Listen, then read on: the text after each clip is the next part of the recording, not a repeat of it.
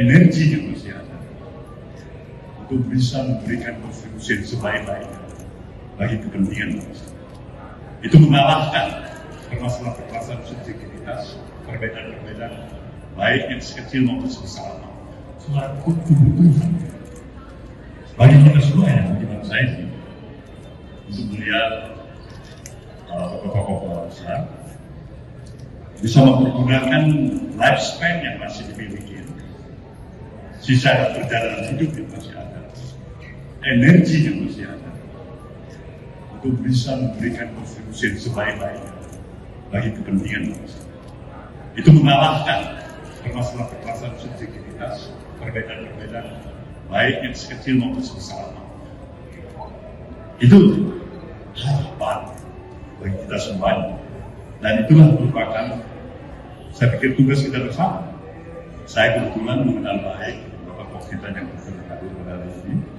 Bukan tadi saya katakan bahwa saya nggak suka ponakan saya dalam referensi perjalanan panjang yang pernah kita lalui bersama. Pak Jokowi sama aja. Beliau memang jelas didukung di tempat ini sebagai calon presiden dan jadi presiden 10 tahun. Kalian juga bisa memahami ada dinamika perjalanan di antara Pak Jokowi bersama dengan Nasdem, bersama dengan saya.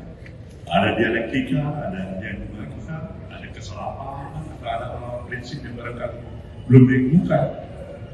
Tapi sekali lagi, begitu kita melihat ada kepentingan yang lebih absolut di atas segala kepentingan yang kita miliki, yaitu kepentingan bangsa.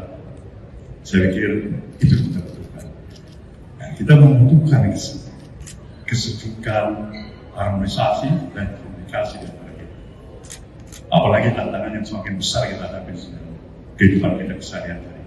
Itulah teman-teman, ya, di hari baik, bulan yang baik ini, di bulan suci Ramadan, kita saling memperkuat silaturahmi kita.